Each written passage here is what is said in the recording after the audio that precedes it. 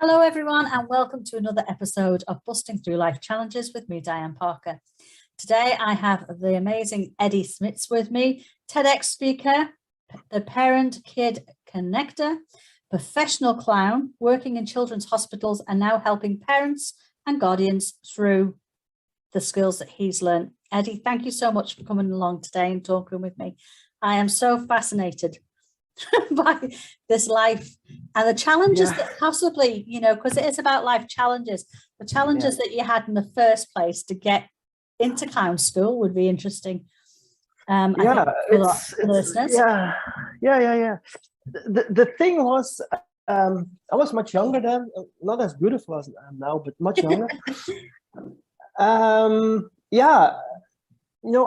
studied as a teacher, and I taught for 8 months. But I missed like creativity and also the structure of schools and stuff. That wasn't me.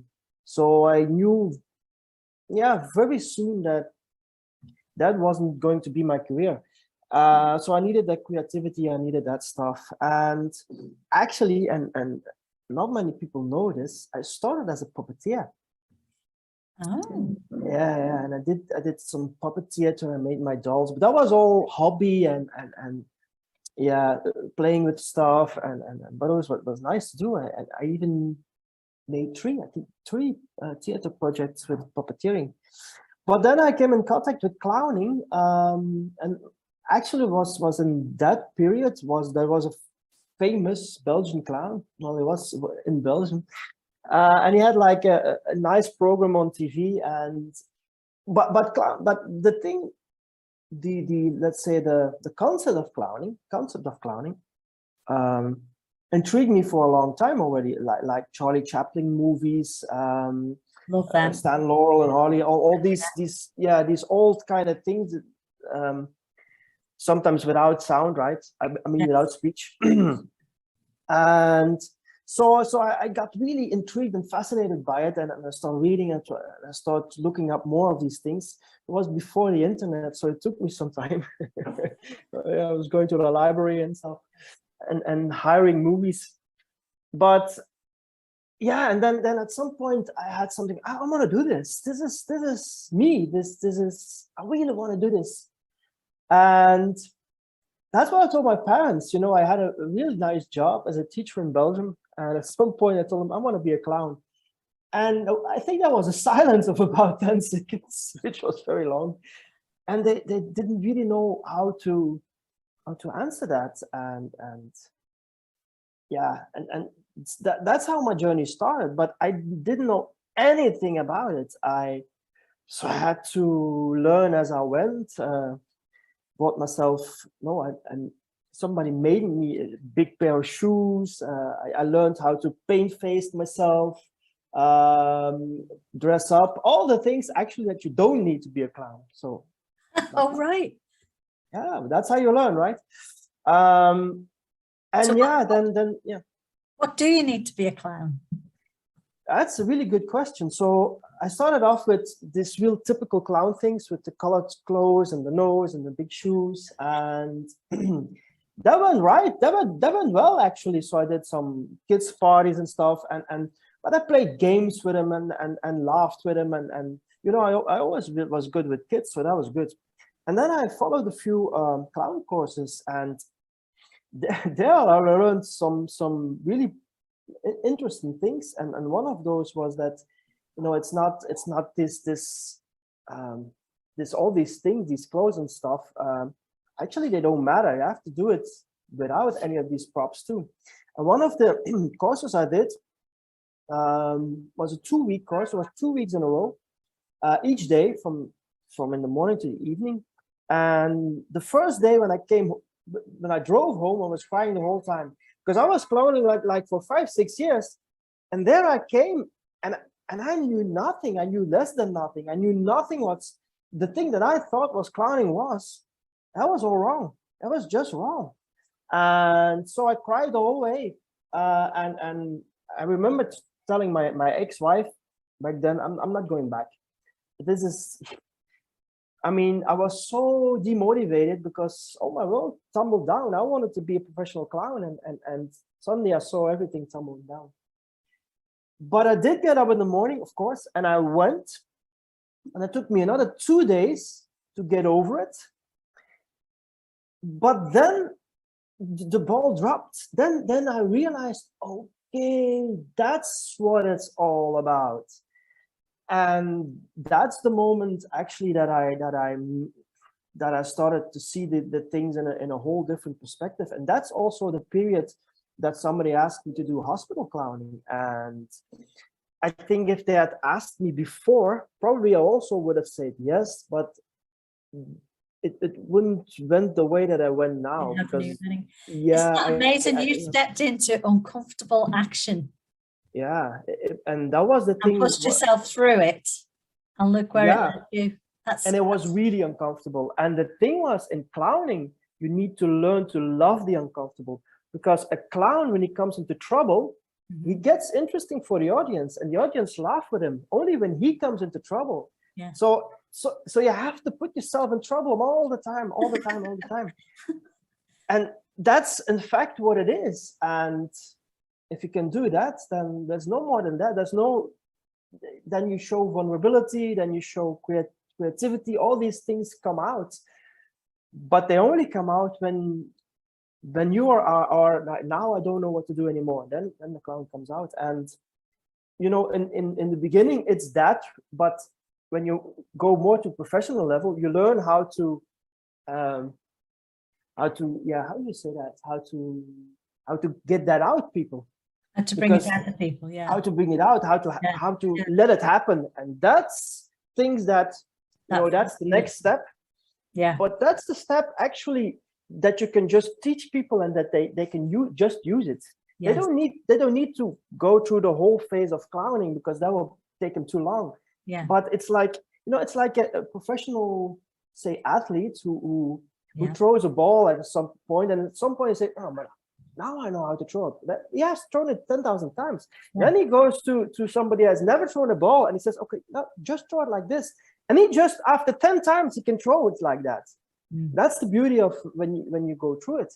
Yes. That won't make this person the athlete that the other one is. No. Far from it. No. But he can show something, so that and that's what it's all about then. Yeah. So tell us more about getting into the hospital side of it. That's where that program led you to that invitation. Yeah. So I got asked by somebody. They raised some money, and they saw this idea in the States. It didn't exist in Belgium, and they wanted to put clown in hospitals. And there were a lot of clowns that were interested. And they picked 2, and I was one of them. I don't know why, but I'm sure you do. You've just got charisma that oozes, so I'm quite sure it was an attraction. It's my deep love for children. I think that was the thing. I didn't even, for me, it wasn't about the clowning even. It was just about helping these children. Yeah. So and then the thing. So I wasn't clowning lots of years already. I had done this thing that being uncomfortable was, and then I went into hospital clowning, and I discovered I had to learn it all over again, because that was the thing. The big difference about hospital clowning and let's say just performing as a clown is, as you perform as a clown, you have the attention of the audience, and you do things and you make them laugh, and you can read them. You learn to ding with balloons and magic and whatever. But in hospitals, it's not about you. No. So you come into the room and it's not about you. So you are used that you are the life of the party. You come inside, or you come on stage, and there you are. You're the party entertainers, right? And if you go with this mentality into rooms, which we did in the beginning because we didn't know how to do anything, you couldn't get connection, because now you didn't have a child that had a birthday party and, whoa, the clown is coming in, whoo, then a party starts. No. You had a child that was afraid, that was in pain, sometimes that had cancer, so that had limited time. So these were of course, there were also children, we don't have to overreact. There were also children who had just a broken arm. I mean, we had everything. But even with those children, you had to find a way to connect. And with normal children, the red nose was enough. And then these outer things, when they saw the colors and the big shoes and the nose, the clown is there. But in hospital, that didn't count. You could have worn 10 red noses, but you needed to connect with that child first before you could do anything. And that was the challenge in the beginning. And you know, in the beginning, we had a lot of children that were afraid of us, and then we had some, why are they afraid of us? We come to laugh with them and to help them a little bit out of their situation, and they are afraid of us. So we get around, and the first thing we did was we lost all face painting. We just saved the red nose. That was it. We lost the colorful clothes. In my case, I just wore a doctor's coat, so I watched Patch Adams. So I wore a doctor's coat and a red t-shirt, and my trousers was still a little bit too big, but just normal shoes. And that was already a big part of the deal. So it was very strange, because all these things that made us a clown, or that people think made you a clown, you have to lose it, you have to drop it. So that was the beauty of it, of course. And once we had that, I started real quick to turn things around. The other one had more trouble with it than me. And at some point, the thing, and that's also what I learned afterwards at New Clowns, go in, do nothing. Do nothing. And that seems to be the most difficult thing there is. Yeah. Because even 10 seconds doing nothing seems like half a day in the beginning. And that was, in fact, the thing we did. We went total blank, neutral. No, oh, we're going to do this, we're going to do that. Oh, no. We went in, we did nothing, we observed, we looked, we listened, and we waited until something came from the kids. And no matter what it was. And so at that manner, we became experts in noticing very little things, from an eyebrow that switches to, and all these. In the beginning, we didn't see them, but the more we did it, the more we see these little things. It could be something in the room, it could be something the parents did or said, it could be something the kids said, and we learned to see these things. And at some point, we saw them very quickly. I know that my original visits before I got one laugh could be like 10, 15 minutes, but that's a little bit dying, right? If it takes you 10 to 15 minutes to make a kid laugh, at some point you start to think, oh, I don't have it. I can't make it laugh. But it went from 10 to 15 minutes to 10 to 15 seconds, because as soon as you see these things, but we didn't see it in the beginning. We just didn't see it. And afterwards, it's so funny, when we train new clowns, we saw the same thing. We saw it, and they just didn't see it, because they were so focused on themselves and thinking, what am I going to do to make this kid laugh? Yeah. They didn't see what was happening. So it's very interesting. It is. Working with kids myself in the past, we've done things like, doing artwork, doing something completely different, to then try and get them to start talking about what's going on for them, so that we could support them in whatever they were trying to do. Or sometimes it was fishing, even, just staring, or playing on the beach. I can remember once doing, of course, with these teenage lads doing sandcastles and things on the beach, just doing anything to connect with them, and then get them to open up. So how did that go on in the hospitals could you see the difference in the children as you were working with them, their parents, that led you on to want to do that? I know that at the moment you've put coaching aside a wee bit, but you do coach and guide people through that aspect. What did you? I think the thing that I got most out of clowning was, because I wrote things down in 2012 for a little book about it, is that at some point it dawned to me that all the things that I did and what made kids happy, what made this connection work, if I started to use this in my life, I started to use the don't say anything before the other one says something, for example. It's such a stupid thing, but if you go to network events, I go in and I'll wait until something comes to me. Yeah. There are a few reasons. The first reason is then I know this person is interested in me. I don't have to look for others and go do my pitch in other places. It's not necessary. It's all a loss of energy. Just go in and go have a drink. And the ones who come to you, that are the ones that will connect with you. And all the other ones, they are not interesting because you can't do business with them. Yeah. Probably you don't have an interesting conversation. I mean, so all these things I started to do in my life,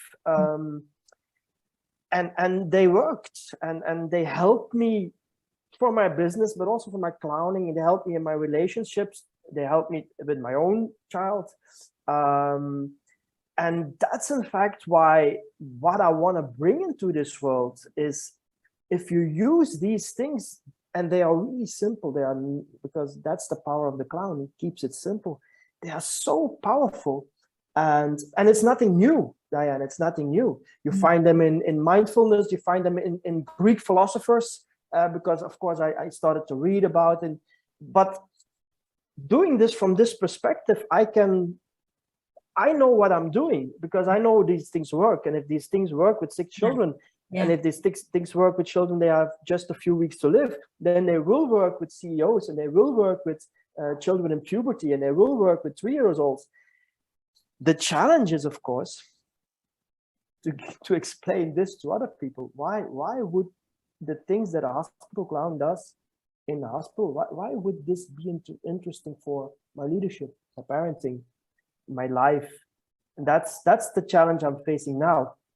And I also faced that 10 years ago, and I think then I wasn't strong enough to go through with it, and I think my experience wasn't strong enough. I wasn't strong enough as a person then to get this out.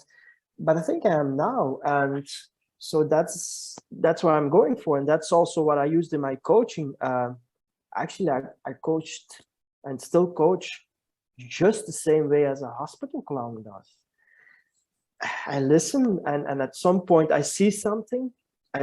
I narrow in on that, and I ask, okay, tell me something more than that, about that. And 99% out of the times, it's spot on. Yeah. But of course, I visited more than 10,000 children. So again, each eyebrow that lists itself, I know what it is, and I immediately pick on it. You're so in tune, and you're actively listening for those little cues that people always give us when we're working with somebody coaching wise, and just listening to their story and knowing those key points that you know, right, that's what we need to have a little look at there. Even if it doesn't lead somewhere, you know that you need to ask a little bit more about that. That's sorry. No, go. I was just going to say, it's totally amazing.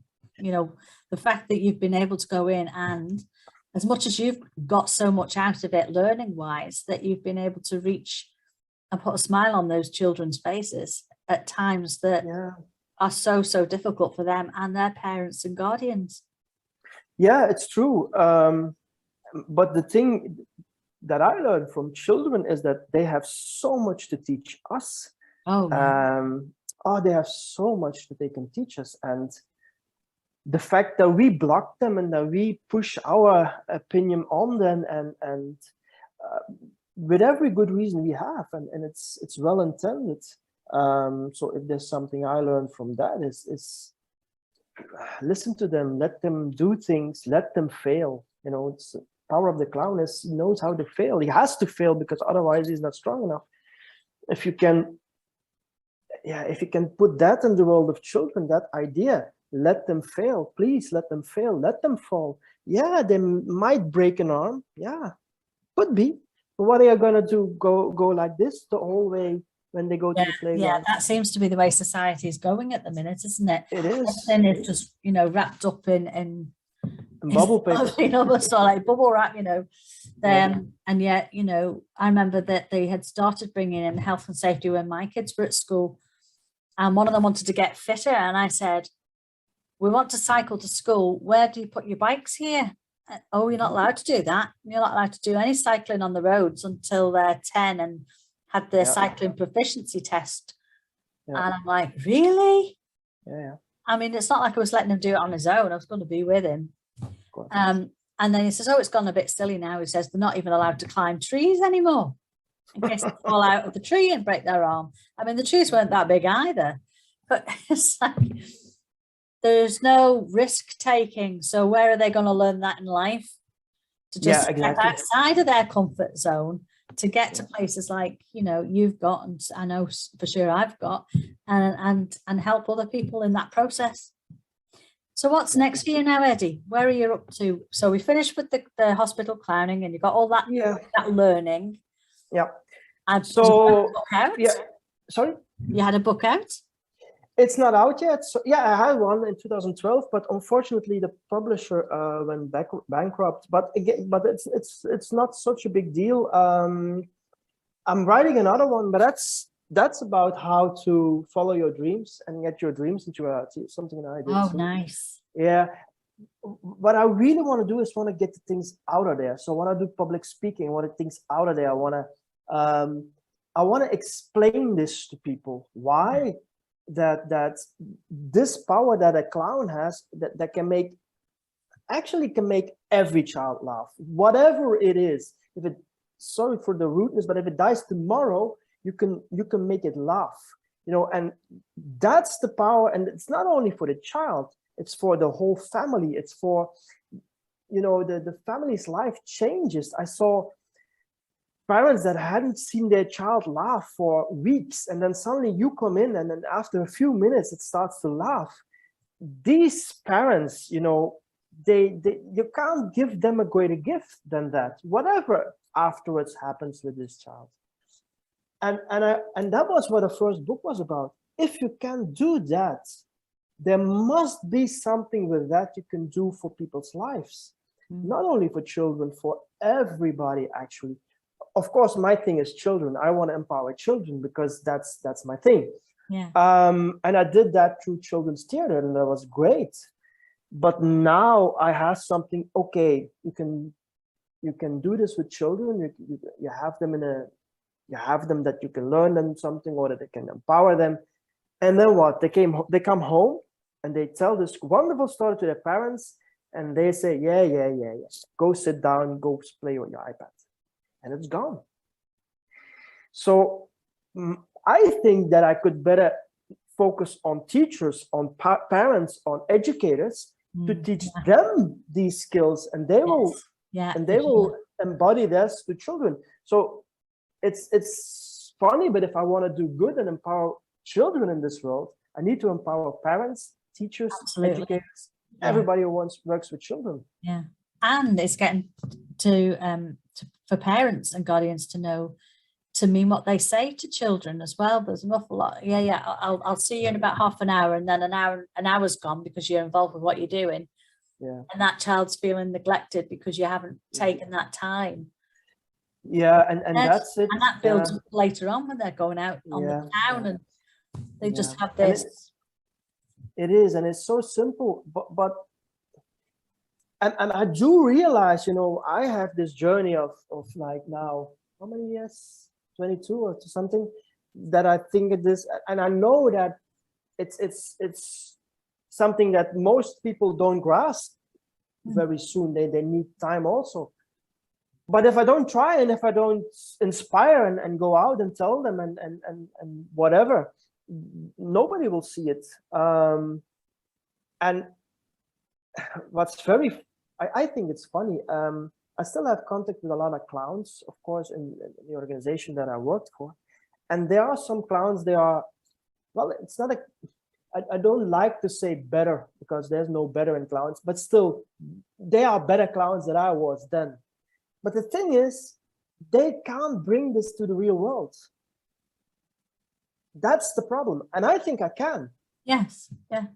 And so and that's really what and I'm interviewing these clowns now, by the way, and they all say the same, and it's all the same basics.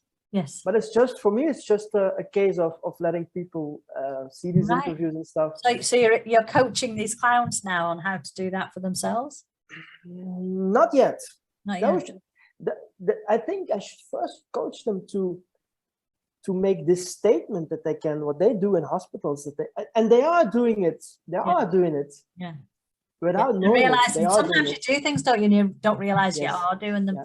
Because it's second nature to you, isn't it? Yeah. But they start to realize that what they are doing, it's clowning. They are clowning in their lives for their children. When they go to buy a bread with a baker, they are clowning, and everybody loves it. But they don't realize that they are clowning because they need their red nose. They still think they need their red nose. And a very funny story was, it's like maybe 6-7 years ago. It's called MediClowns, the organization, and we wanted to have something something special that people outside could, because there are different organizations and hospitals at the meantime, but that people immediately would know, oh, but that's a MediClown, you know. And I had the idea, why don't we put on yellow noses instead of red noses, right? Right. No. So yeah. I couldn't bring them on there that it's not about, still it's not about them. Yeah, but then they're not going to see us as clowns, and the clown has a red nose, and it was not done. That was that idea. No. It's Eddie, it's very creative, your idea, but we're not gonna do that. That's a bridge too far. So even clowns don't see that it doesn't matter which color your nose is. Go with a black nose, a green nose. It doesn't, no nose. It doesn't matter. The clown comes from behind the nose. Yeah. But that was funny. See, so even real clowns don't grasp it sometimes. Yeah. They're still in process of that, aren't they? By the sounds of it. Yeah. But that made me realize, of course, how hard it is, if it's already that hard with clowns, or how it is to tell it to normal people. But that's what I'm doing. I'm trying to I'm doing some, I call it the principles of a hospital clown, and each principle I try to give just examples and tips what they can do and what this principle means or can mean, and I think that's the way to go. I mean, it sounds perfect. And I mean, I know that when you told me, gosh, it must have been about a year ago that you told me that after a couple of months of getting to know you, that you dropped into conversation that you were a clown. And I'm like, excuse me, you were what now? It's just so out there. But you know, Eddie, it's been absolutely wonderful hearing about your story today, and I thank you so much for coming. If somebody would like to get in touch with you because they're struggling to communicate with their child, or whether that's a parent, teacher, or guardian, how do they do that? How do they get in touch with you, Eddie?